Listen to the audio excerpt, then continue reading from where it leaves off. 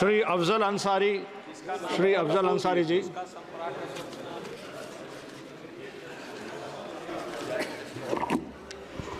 धन्यवाद। माननीय पीठासीन अध्यक्ष जी, आपने हमको वर्ष 2024-25 के लिए शिक्षा मंत्रालय के बजट में अनुदानों की मांगों पर चर्चा में भाग लेने का अवसर प्रदान किया। मैं इसके लिए आपका आभारी हूं। माननीय लोहिया जी ने कहा था कि निर्धन हो या धनवान, सबको शिक्षा मिले समान। आज ये दुख का विषय है कि शिक्षा विभाग ने अनुदानों के लिए जो अपने बजट में प्राविधान किया है, उसमें यह अफसोसनाक स्थिति है कि SC, ST और OBC के लिए जहां बजट में वृद्धि करने की आवश्यकता थी, वहां उनके लिए निर्धारित बजट में भारी कटौती की गई है।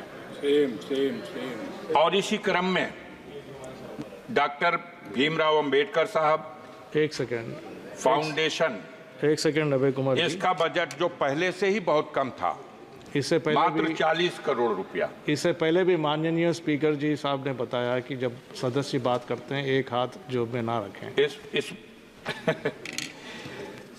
बहरहाल इस बार ये 40 करोड़ का भी जो बजट था, इसे घटा करके अब 30 करोड़ कर दिया गया। एक मानसिकता का पता चलता है। ये भी देखने की बात है कि इस बजट में अल्पसंख्यकों की शिक्षा के लिए उसमें भी पहले की तुलना में भारी कटौती की गई, जबकि उसमें व्यापक वृद्धि की आवश्यकता थी। बजट में SC, ST, OBC को जो मुफ्त कोचिंग के माध्यम से उनको शिक्षा के लिए सहूलियत प्रदान करने का जो बजट था, वो भी पहले से बहुत कम था। लेकिन अफसोस की बात है कि जो था 47 करोड़ रुपया, उसे भी घटा करके अब मात्र 35 करोड़ रुपया कर दिया गया। इस प्रकार अगर देखा जाए तो टॉप क्लास की एजुकेशन के क्षेत्र में भी SC, ST के लिए जो पहले 111 करोड़ रुपए का बजट में प्राविधान था, अब उसमें भी बड़ी कटौती कर दी गई है। मानवर, आपके माध्यम से हम दो पंक्ति की कविता के साथ अपना भाव, अपना विचार सदन में रखना चाहते हैं कि देवता मेरे आंगन में उतरेंगे कब, जिंदगी भर यही सोचता रह गया, और मेरे बच्चों ने उस चांद को छू लिया, जिंदगी भर जिसे पूछता रह गया।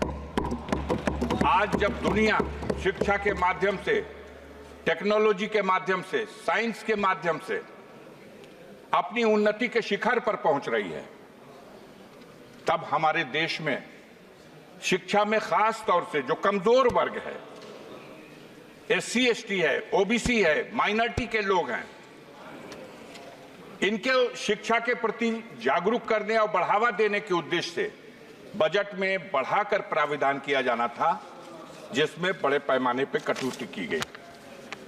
ये इस सरकार की दूषित मानसिकता का एक प्रमाण है। वैसे भी हमारे देश में विडंबना का विषय यह है कि दोहरी शिक्षा नीति लागू है। एक तरफ वो शिक्षा जो सरकारी स्कूलों के माध्यम से गांव में रहने वाले गरीबों के लिए उपलब्ध है, जहां आज भी हाथ में कटोरा और पीठ पर बोरा गरीब किसान का बच्चा स्कूलों में जाता है तो क से कबूतर, ख से खरहा और ग से गधा पढ़ाया जाता है। और दूसरी तरफ modern school, private school, Montessori school, इन स्कूलों में जो अंग्रेजी माध्यम से और आधुनिक ढंग से जो शिक्षा दी जाती है, दोनों रास्तों से जो शिक्षा प्राप्त करके बच्चे हमारे ऊपर जाते हैं, तो जब किसी पद के कंपटीशन में दोनों को हिस्सा लेना होता है तो जो क से कबूतर, ख से खरा, ग से गधा पढ़ के गया है और जो क से कंप्यूटर पढ़ के गया है, वहां जब मुकाबला होता है तो जरूर जो आधुनिक शिक्षा से लैस उस विद्यालयों से पढ़ के आने वाले छात्र हैं वो कामयाब होते हैं। और सरकार की तरफ से जो अपने देश की जनता के लिए, गरीबों के लिए, मजदूरों के लिए, गांव में रहने वाले लोगों के लिए जो शिक्षा का प्रबंध है, उस शिक्षा को ग्रहण करके जो लोग ऊपर पहुंचते हैं तो उनकी बुनियाद कमजोर हो जाती है। देखने की बात है कि ऐसी स्थिति में सबसे जरूरी था कि हम दोहरी शिक्षा नीति को कैसे समाप्त करें, कैसे संतुलन बनाएं।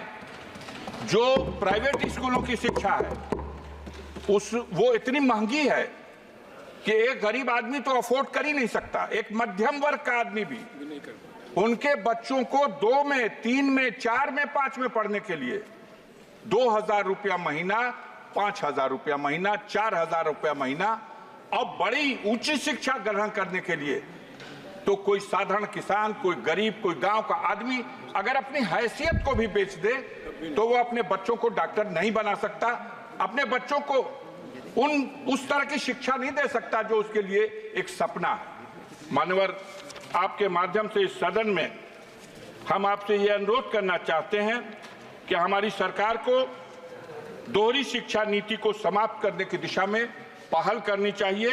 और सरकार का ये बजट जिसमें अनुदानों के लिए जो प्राविधान किया गया, इसमें जो SC, ST और OBC और माइनॉरिटी के लोगों को जो सहूलतें पहले से फराहम की जाती रही हैं, उनको शिक्षा के क्षेत्र में बढ़ावा देने के लिए उसमें कटौती किए जाने से यह साबित होता है कि आप दोहरी शिक्षा नीति को बढ़ावा देने का प्रयास कर रहे हैं। मैं इस अवसर पर श्रीमान जी आपके माध्यम से एक बात और कविता के रूप में आपके अपने भाव को इस रूप में रखना चाहता हूं।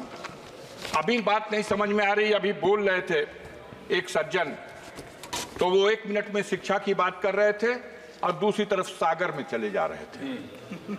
तो सागर और शिक्षा बात समझ में नहीं आ रही। मैं आपके माध्यम से कहना चाहता हूं कि पत्थर के जिगर वालों, गम में वो रवानी है, खुद राह बना लेगा बहता हुआ पानी है।